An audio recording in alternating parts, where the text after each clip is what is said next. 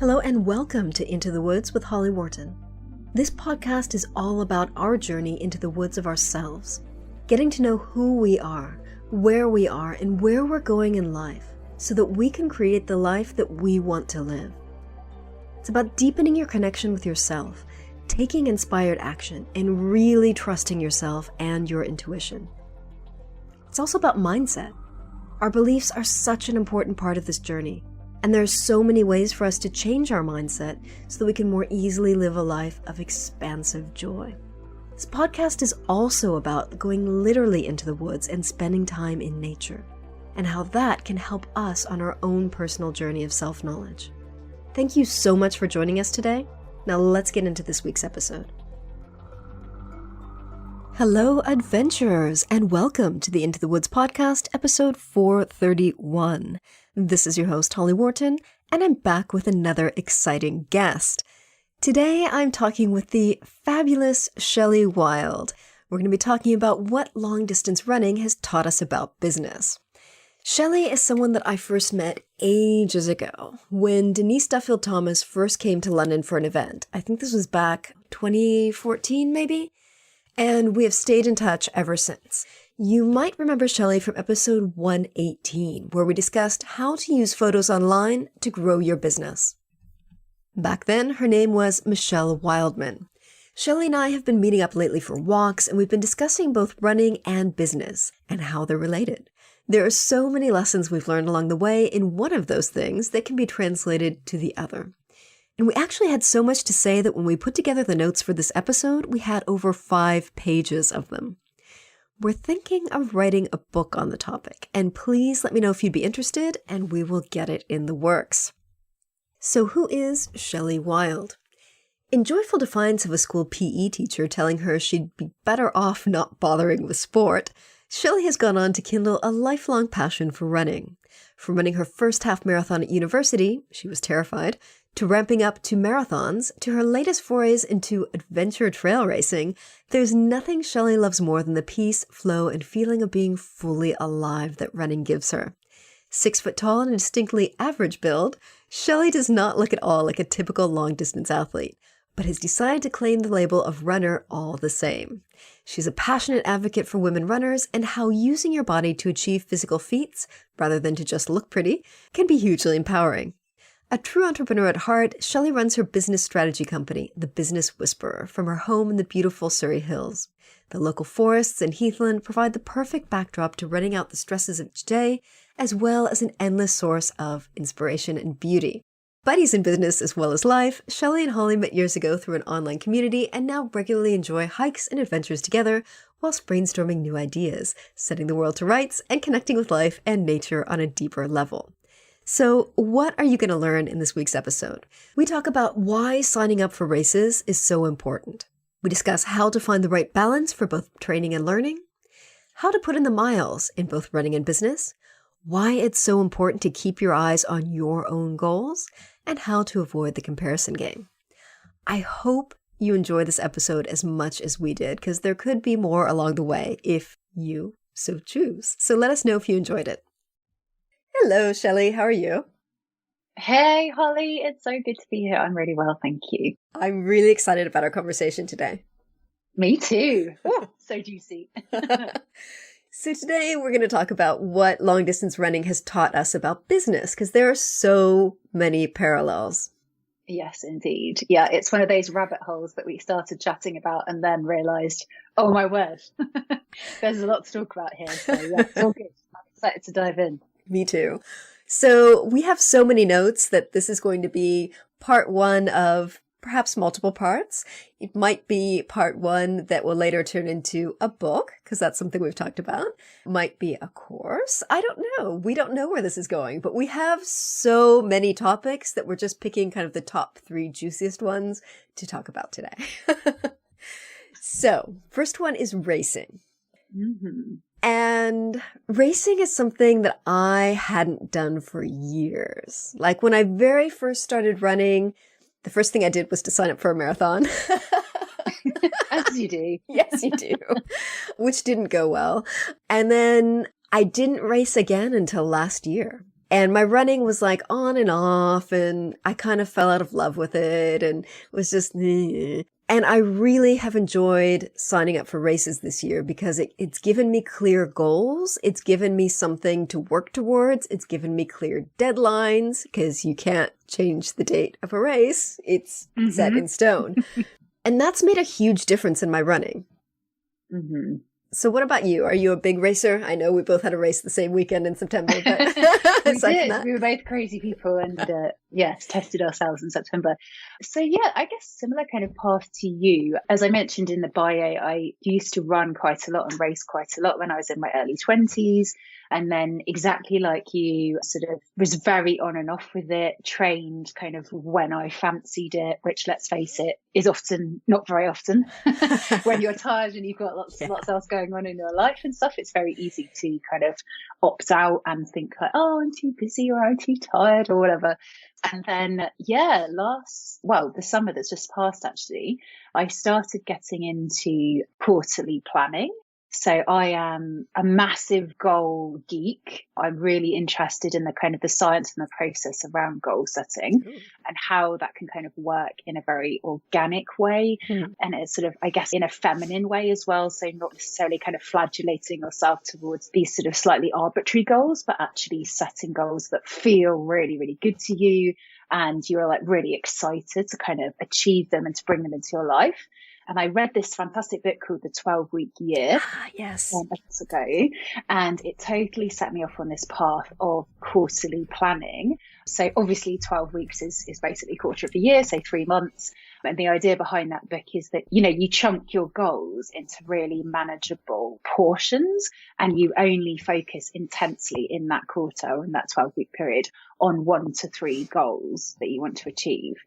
And it worked amazingly for me. I'm using it with clients now. I'm using it with myself now to huge benefit and success. But I actually used one of my quarterly goals to put together this race plan for this half marathon, which I was doing on the weekend that you did your ultra. And amazingly, totally transformed the way that I trained and ran.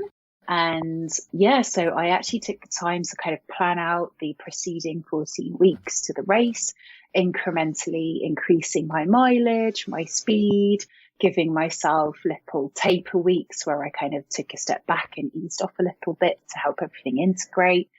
And yeah, just that kind of repetitive action of actually, I had a little highlighter pen and I highlighted off the runs that I'd done every week. Ooh. Seeing that plan fill up with all of these pink highlighter bits was just so motivational. And yeah, it's just the greatest thing is that my biggest goal actually was not to just run the race, but actually to install the habit in my mind of running.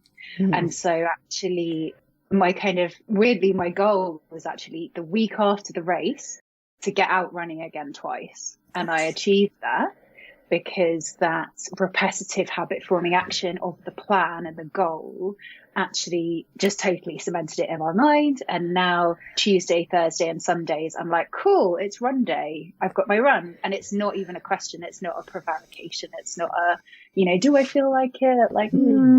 I don't even have to think about it. I just do it. So I think goal setting and planning for a race and having that date in the calendar is just so motivational. And if you can think about it in a way that feels good to you, so you're not just kind of flogging yourself towards this race that actually you never really wanted to sign up for in the first place, as long as you're doing it for you, then it can be hugely inspirational. And obviously race day is a ton of fun as well. So yeah, and it's funny because I never realized how much racing would change the way I look at running, because I'd never really set goals for myself before with running, which is ridiculous because I set goals for myself in business and publishing and all other areas of my life. So it's so strange that I never thought about applying that to running by signing up for races.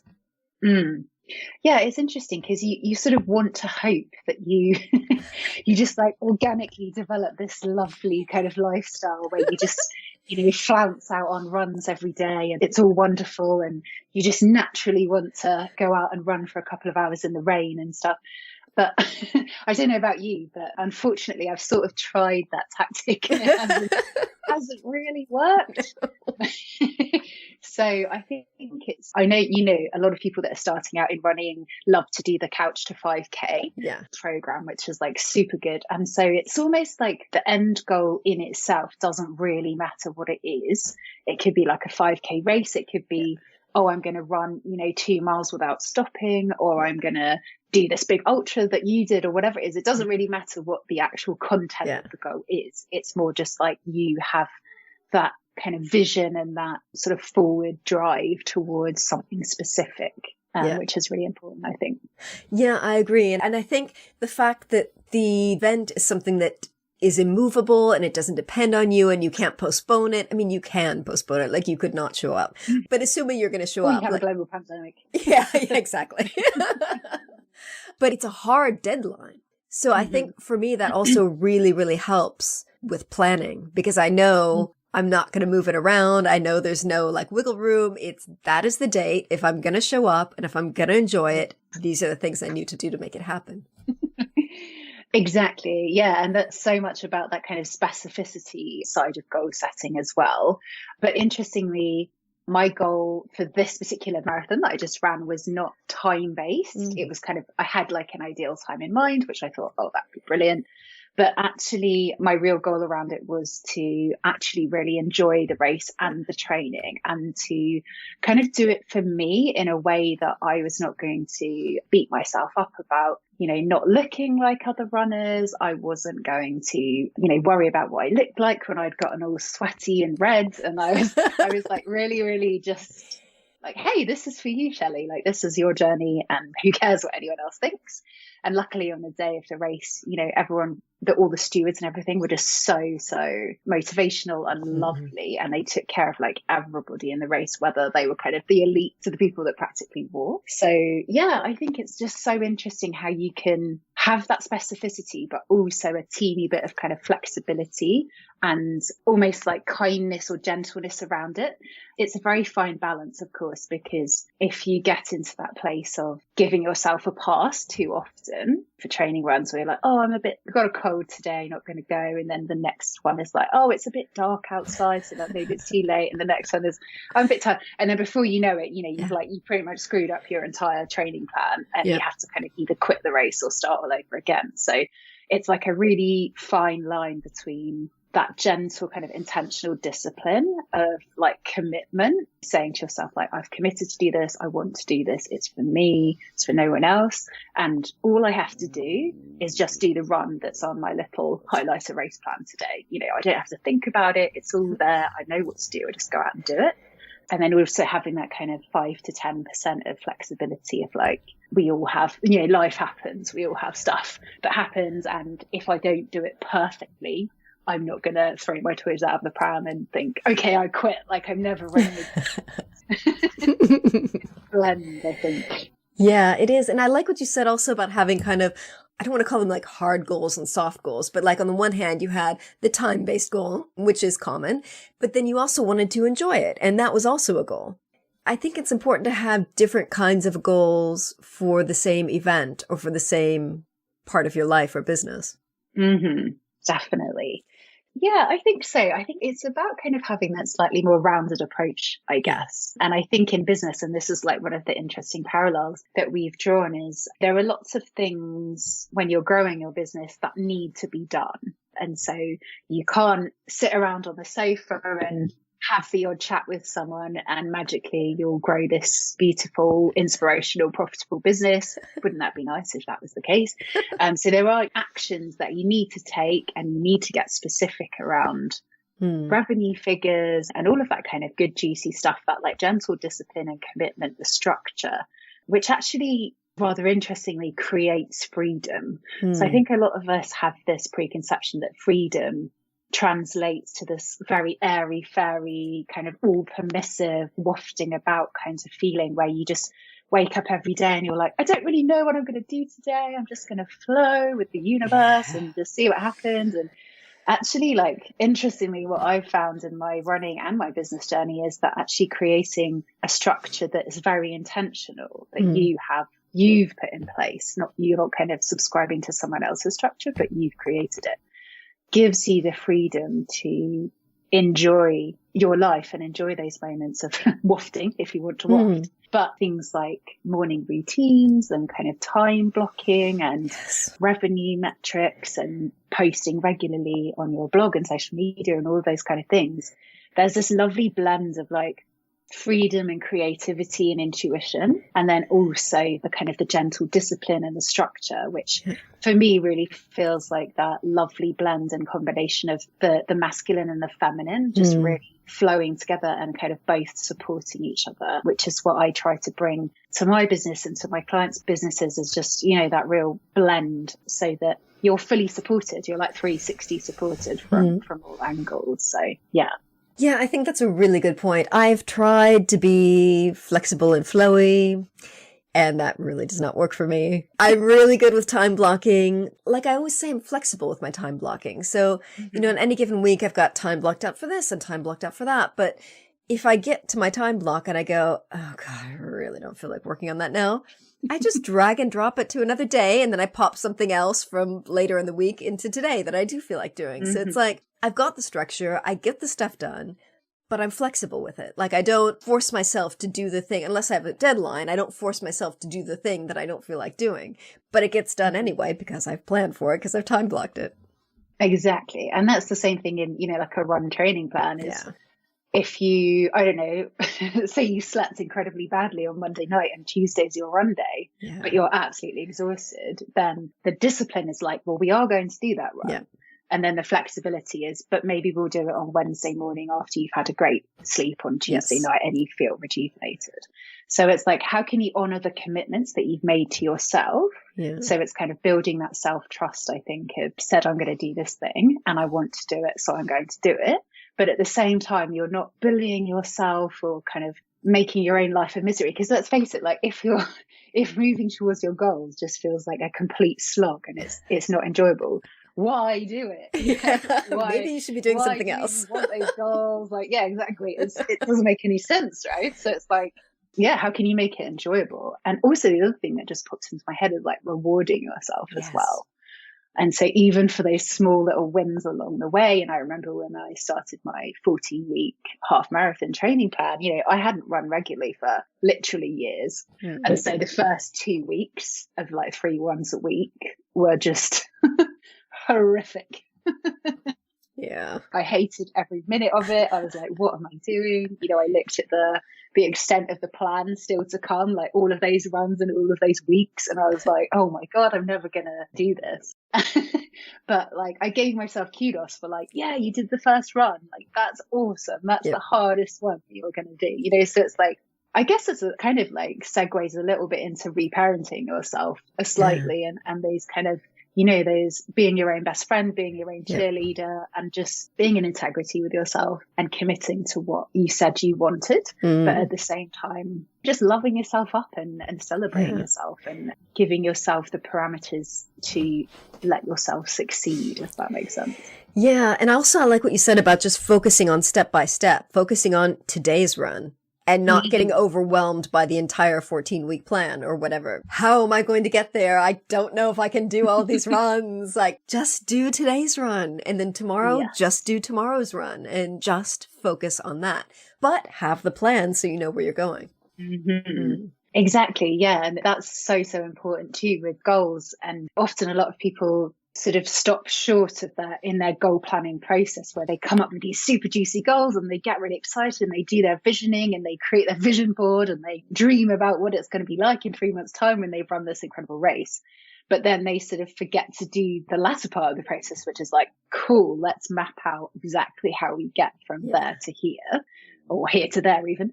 And that does take a little bit of time. But the beauty is that, as you said, you can literally on a single sheet of paper, when that how question comes into your mind of like, but how are we going to do this? Like, we can't do this. Then you literally get the piece of paper with your run plan and you're like, this is how we're going to do this, you know? And it shuts up that voice of criticism. Because once you've got a plan, that changes everything. Exactly. And all you have to do, as you said, is just do today's run. Yeah. Do today's run and mark it off. And it's being kind to your future self as well, because it's looking at all of those days where you're not going to feel like it. You're tired. You had a really difficult day, like in business or whatever. And you don't want to think, you don't want to figure out, you don't want to strategize. But all you can do is just look at that plan and be like, cool, stick my running shoes on, out the door, 3 miles, whatever it is, Yeah. And so you're kind of taking care of your future self as well, and like making life easy for them. Yes, absolutely. So I think that's kind of the perfect segue into, we've already been talking about training, but focusing more on the training, because you've really got to train properly if you want to finish your race and enjoy it. Because I think that was one of my big goals for the September race, because I had really enjoyed my July 100K. And I was still confused about why I'd enjoyed it so much, because it just went really, really well. And I didn't expect it to go that well, seeing as how it was my first 100K. But I'd been with my husband, and it was a totally different experience. We ran together, and this 50K I was on my own, my first time running on my own in a long time, or racing alone in a long time. And I wanted to enjoy it. And I was very, very clear with myself that if I wanted to enjoy it, I needed to train properly, and I needed to put in the miles, and I needed to make sure that physically I was in the right shape to do it so that I could enjoy it and not suffer it. And of course, it wasn't like a barrel of roses the entire day. Like, like it was hot and muggy, and it was just like, the air is really dense, but, but it was mostly really great. So, yeah. Nice. Yeah, I think it's definitely, as you said, about doing the things today that are going to make the future more enjoyable for yourself.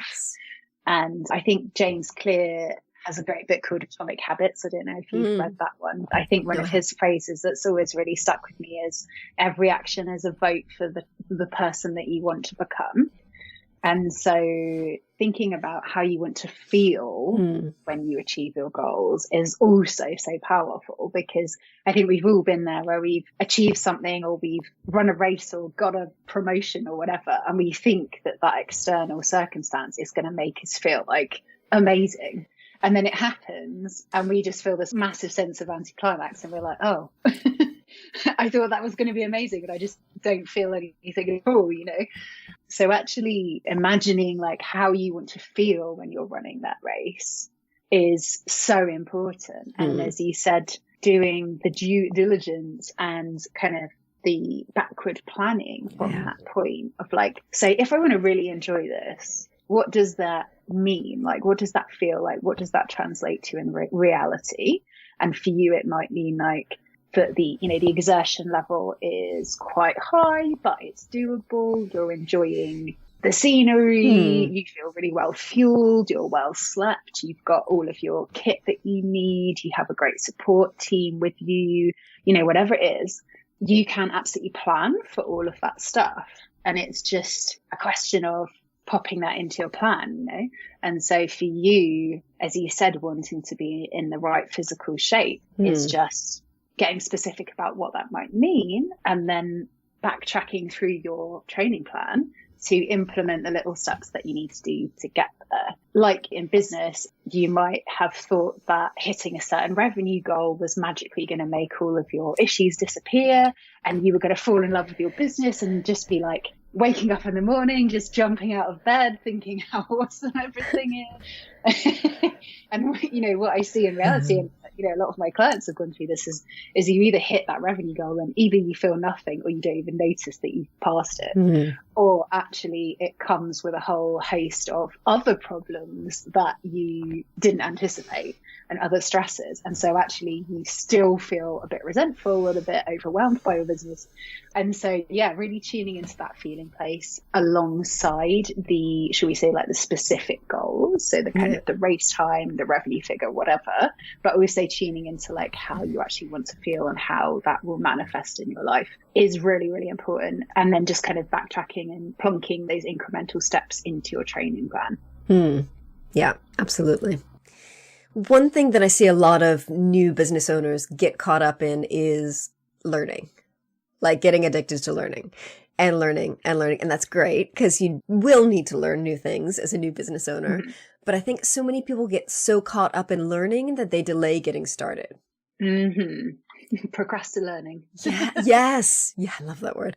Yeah, I mean, I remember years ago when I trained as a coach, I remember this one woman that I trained in who was like, we'd finished our coaching diploma, like I was already coaching, she was ready to get started, but I saw her a couple months later and I was like, so how are you doing? She's like, great. I signed up for a master's degree in entrepreneurship. And I was like, you did what? She was like, yeah, because, I need to learn about business stuff. And I'm like, but I was just, I felt so bad, that she didn't have the confidence to just give it a go. And she felt like she had like a degree she had to get in order to do it.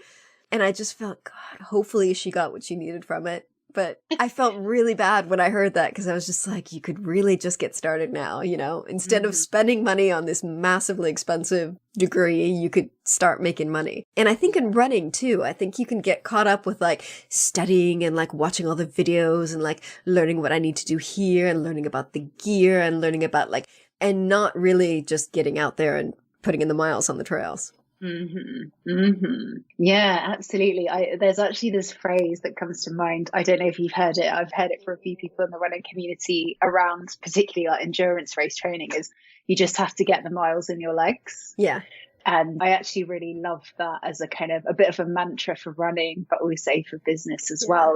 There's no substitute really for just getting out there and hitting the trail because you only learn through doing really. Yeah. And you only develop, especially in business, through doing. And yeah, I absolutely, I absolutely hear you on the progressive learning and the associate there who hopefully she's done her degree in. That was 10 years ago, so I hope she's done it. Yes, please. I hope she has. I'm not sure what you would even learn in an entrepreneurship course. It's quite intriguing. And a master's degree, that's what, 2 years of learning about how to start a business? Yeah.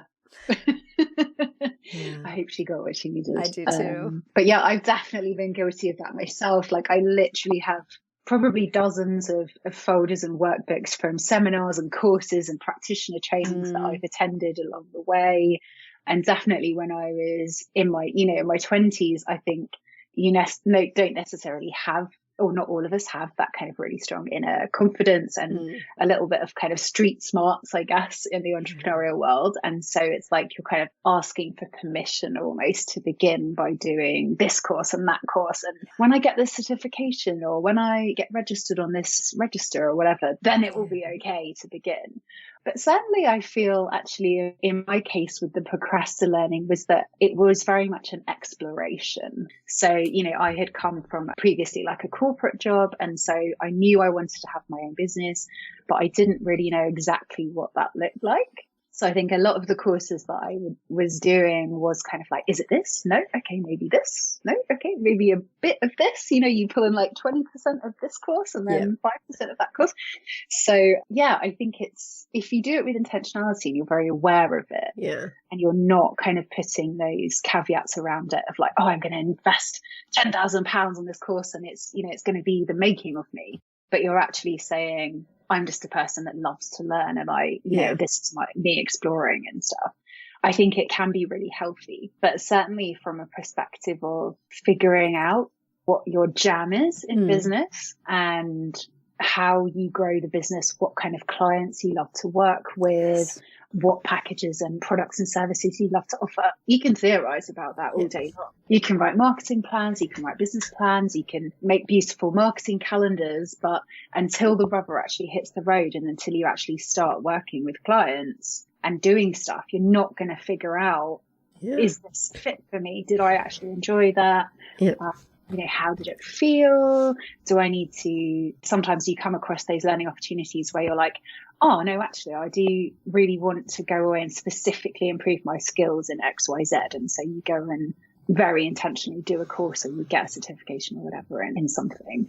But a lot of the time, that's kind of the beauty of entrepreneurship, right? Is that you have so much freedom and flexibility to express yourself and to experiment and explore.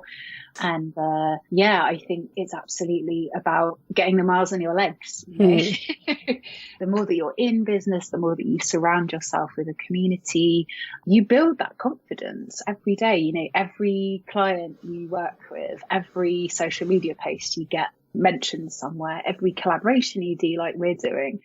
every little win builds that self-trust, that self-celebration, that momentum. And then before you know it, you're off to the races. Yeah. As we Brits like to say. And you're going great guns and you're really enjoying it. But it's really only through experimentation and actually getting the miles on your legs that you find that out. So yeah, absolutely. I think it's very much about getting out on the trail and enjoying the journey and getting out on the proverbial trail with business as well, and just starting somewhere and seeing where it takes you. Yeah.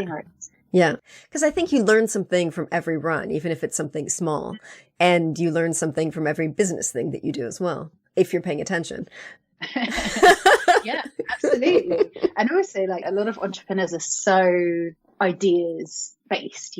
I don't think many of us have, I don't know, maybe this is my preconception, but I'm a very, very ideas based person. I literally am, like, one of my clients called me an ideas popcorn machine the other day. So literally I will have ideas 24 hours a day, in the shower, on the toilet, on a call, just literally can't stop the ideas.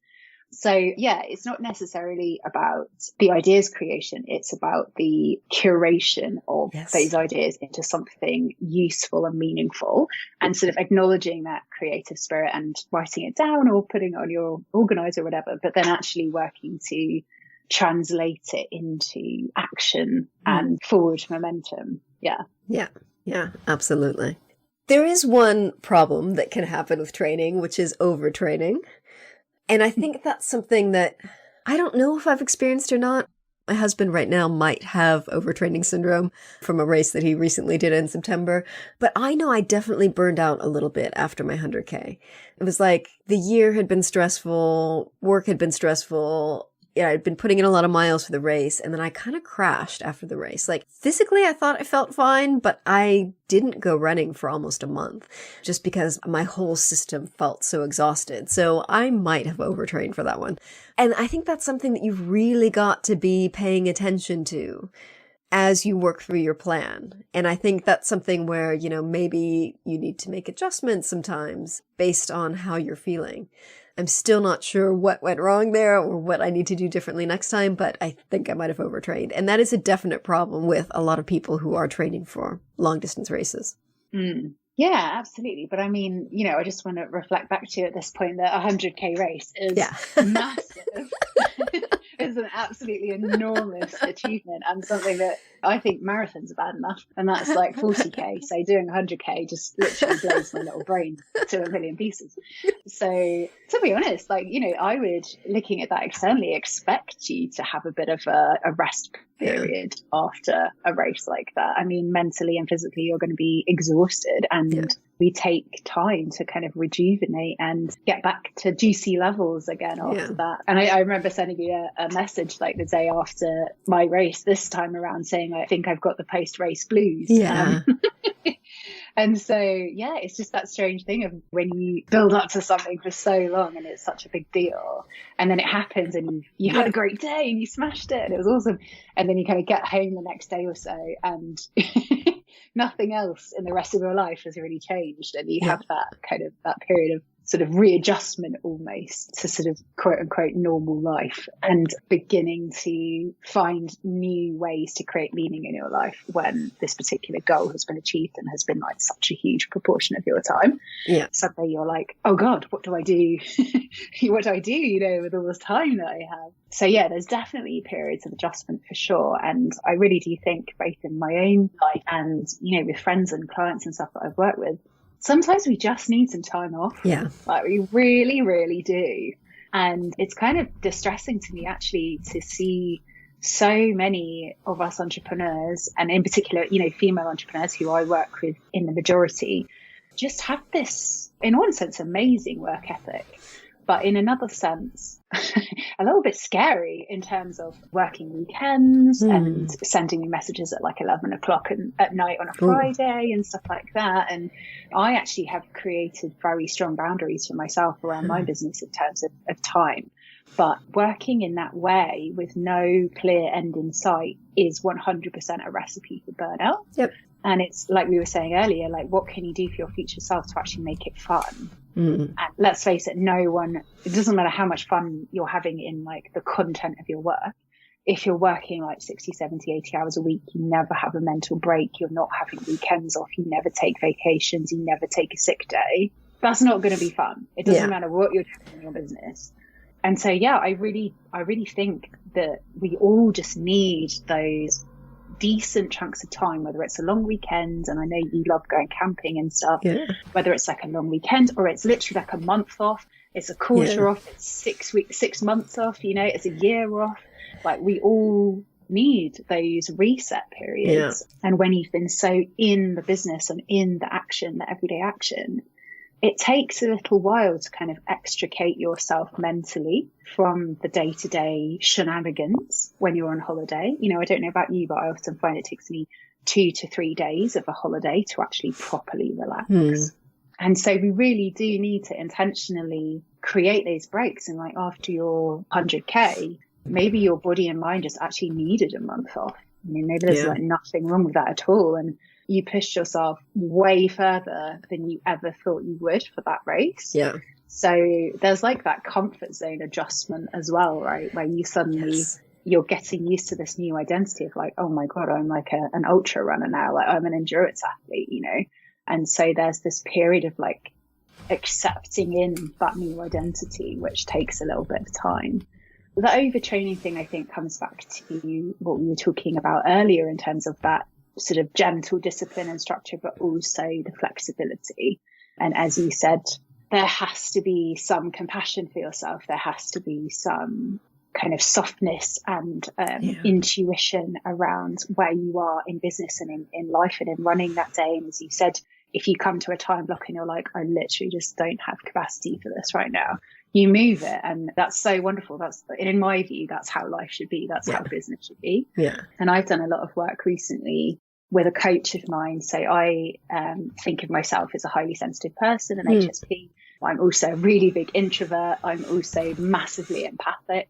So I have really worked hard over the last 6 months or so to accept that and acknowledge it. Like, okay, cool. This is who I am. It's not always brilliant. It's not always how I want to be, but actually this is who I am. Yeah. And then secondly, to actually really proactively curate a lifestyle and a business style that really fits me and allows me to flourish, and to set boundaries around how can I structure my week and my work day so that I feel safe, so that my nervous system is calm. If I have a very like people-y day, like I'm doing an in-person workshop or something, I actually build in some rest time afterwards to kind of recalibrate. And so, really business has to be sustainable, right? Yeah. With the overtraining thing. Like, I'm very passionate about what I do, and I see myself doing this business or something very similar for hopefully the rest of my life. I'm very committed to it. And so it really is about how do you create a lifestyle now that is going to allow you to feel super juiced about your business in like 5 years, 10 years, 20 years time, rather than, hey, I'm just going into business so that I can make £1 million and then I'll retire next year, but I'll probably give myself a heart defect on the way or whatever. Who wants to do that? I don't know. Maybe some people do, but not for me. And I think that's a perfect segue into the next point that we wanted to cover was, once you're on the race, once you're running your business, like, go at your own pace. Keep your eyes on your own goals, because other people are going to have different goals, and that's fine. And you don't have to be comparing yourself constantly to the other people, whether it's in the race, unless you're trying to win, or, in your business. And I think that's something that can be really, really challenging. I love the idea of you and me being like, we're going to win this race. Like, I can't even. I don't run to win. I run to finish. Exactly. And that's the perfect thing, right? Like, I think part of my kind of falling back in love with racing was actually allowing myself to let go of a lot of time-based goals. And so I've always been a little bit wary of running clubs and kind of running forums because people do get super obsessed with times. Yeah. And people will train for like 4 months, run a marathon, which for those of you who haven't run it is 26.2 miles. So it's a long way. and they'll miss their time by 9 seconds or something. Yeah. And they'll just literally be like, no, that was a complete failure. Other people in my run club did it in under XYZ time. Yeah. And like, you know, I'm a terrible person and the whole thing was a waste of time. That doesn't resonate with me at all. And I think that's why I've been quite reticent to join kind of those competitive clubs and stuff. So yeah, it's actually just allowing yourself to run the race for yourself is so important, and to enjoy the journey in business as well, where you might be on step 6 of your business and someone else is on step 39. Yeah. And it's so easy to look at them and their fancy pants website and their massive revenue and their social media that looks incredible and everything else. And you're like, oh, I'm rubbish. Why am I even bothering? This person is, you know, why would anyone choose to work with me when they could work with this other person?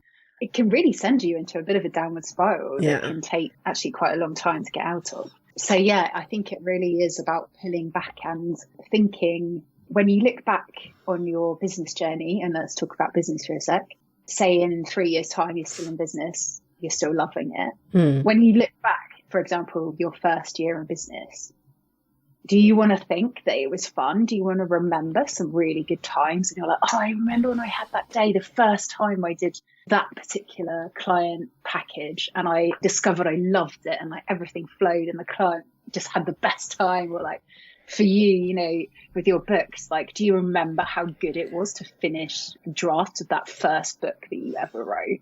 Because like all of these amazing moments are like woven into your story. And it's not about just that having a quote unquote successful business. Like, what does that even mean? Yeah. And when do you kind of decide, tick, I've checked off the successful business box? Like for me, you know, this time around, it's very much about, am I enjoying myself? Like, does this feel juicy? Can I feel myself expanding? Do I have creative expression? Am I contributing positively in the world? Am I helping people? You know, all of those things are markers of success that are slightly less tangible and slightly less talked about, but actually, I believe, give us all much more a sense of meaning than some of the kind of the metrics that we're taught to obsess over. And so, yeah, I think it's really just about reframing it a little bit and enjoying your own journey. And I'm a big advocate of surrounding yourself with a community and positive support. So there's a very different vibe between kind of peer support and encouragement and comparison, you know, so it's absolutely possible to have, for example, in a metaphor of running or the experience of running, you and I might be training on the same day. You've got your race, I've got my race. They're different lengths. We're going at different speeds. We run in different areas, but we're like, we send each other a little picture afterwards of something beautiful. And we're like, yeah, we love running. This is so cool. And so it's like, we're not comparing ourselves. We're just in the journey together and like celebrating. You know, exactly. Yeah. Just like collaboration is so powerful. Yeah. So yeah, it's just those tiny kind of mindset shifts, I think, a few degrees here and a few degrees there to switch from some of these more hard-nosed business traits or business approaches like competition, and people saying like competition makes you sharper and you know, you should always be like doing competitive research and looking at other people's prices and all of this stuff, and actually moving into that mindset of like, there's enough for everyone. You know, there's very many people that want to buy the service or the product that I want to offer. And what if everyone was a collaborator rather than a competitor? And how can I love the phrase that a rising tide lifts all boats. I really do believe that in my heart and my soul. And to me, it just feels like so joyful to rise together, to do business together, to run together and be helping everyone on their own specific journey at their own pace, in their own place. But like together, we're all smashing it. Like we're all, you know, we're all experimenting, we're all expanding and adventuring together. So yeah, that was a juicy one. Yeah, I think that whole concept of competition is just something that doesn't resonate with me, because I think we're all so unique and we're all so different with business, but also with running, you know? If your goal is to finish the race and enjoy it, does it matter if someone passed you? that was behind you? It's like, no, not really. Like, it's just the ego that gets in the way and is like, oh, they passed me. Like, feeling sorry for myself, you know? Like, you know, it happens to me too. You know, I'm a back of the pack runner and, you know, I saw people passing me on my race and I was like feeling sorry for myself for a few seconds. Then I'd be like, who cares? Like, who cares? Like, really? I don't care. Like, stop using this to feel bad about yourself. Like, exactly. Yeah. And you can never know other people's journeys as well to that point, which I think is something we conveniently forget when we love to beat ourselves up. And to use the race analogy, I had to have an emergency stop in the woods, shall we say, for a quick, unexpected activity toilet stop. And also when I got there, because of COVID, they were doing kind of staged race starts as well. I'm not sure if it was the same for your race, but they told everyone to like turn up for their specific start time. And actually, when I got there about 20 minutes ahead of my gate time, everyone had already gone. And they were saying like, oh, anyone left that hasn't started, start now. And so that's just like a really funny little example of just because someone literally passed you, you have no idea, were they running the same time as you? Did they start at the same time as you? Are they doing the same race length as you? Because often you'll have multiple race lengths on the same course. Are they someone's pacer? Are they someone's trainer? Are they someone, you know, like running the course or something like that for next year? Did you stop and have a loo break? Did they stop and have a loo break? Did they fall over? Like, you just have what someone else's jam is, you know, like how have they got there? Did they kind of have an injury like partway through their training, or did you? Or so you never know how people have got to where they are, both in a race and also in business, you know. And some people might have, maybe they never worked in corporate and they've actually had 10 years more experience in the entrepreneurial world than you. Maybe they have a contact with the CEO of a publishing company who's like their best friend, and so they published a book really easy. Like, you really have no idea people's individual journeys. And so that actually makes comparison almost completely pointless. Yeah. Because unless someone's literally was born the same day as you, exactly the same age, brought up in the same family, had the same education, you know, did all the same training courses, you can't compare. Yeah. It's totally, yeah, absolutely. It's something that I've really, really struggled with over the years. Also in business, like looking at other people that I trained with when I did my coaching training, like really struggling to kind of keep my eye on my own lane and not be like, oh, well, she's doing that and she's so much far ahead of me. And like, there's the fear-based part of my brain that's like, oh, you're not good enough. And then there's the logical part of my brain that's like, well, but you know, she did this and she had this experience. So there are kind of parts of your brain sometimes that are like in battle with each other. Yeah, but it's always kind of trying to bring myself back to keep my eye in my own lane. This is what I'm doing. These are my goals. Go at my own pace and just do my thing. And also, like, remember that appearances can be deceptive as well. And so, you know, sometimes as I said in my bio, I'm not someone that traditionally looks like your long distance runner. And the fascinating thing about when you go to a race and you suddenly see all these people that have been training on the same timeline as you in their respective parts of the country, it's often the people that really don't look like they're quote unquote meant to be there. And I probably include myself in that. That are actually the ones that have tons of endurance. Yeah. Or they've actually done loads of hill training. And so those couple of hills on the race, a lot of the other people fall off really quickly. And you're just there going like a little steam engine, just like, yeah, this is fine because I've done loads of hill work. Yeah. And so how you look in your lycra on the morning of the race is not actually indicative of how well you're going to do. And likewise in business, just because someone has spent $5,000 on us angling new website and a photo shoot and has this very glossy image doesn't actually mean that behind the scenes they're not freaking miserable, because they absolutely could be, you know? So it's always worth like giving yourself a bit of a reality check when you start spiraling down into that comparisonitis, and just reminding yourself that everything is not always as it seems, and people and yourself can really surprise you. So. Yes. We could go on for days, but I'm mindful of time. Can you tell us a little bit more about your business and the kind of work you do with clients? How do you help people? Absolutely. Yeah. So I run a business called The Business Whisperer. I love that. So I love a bit of whispering.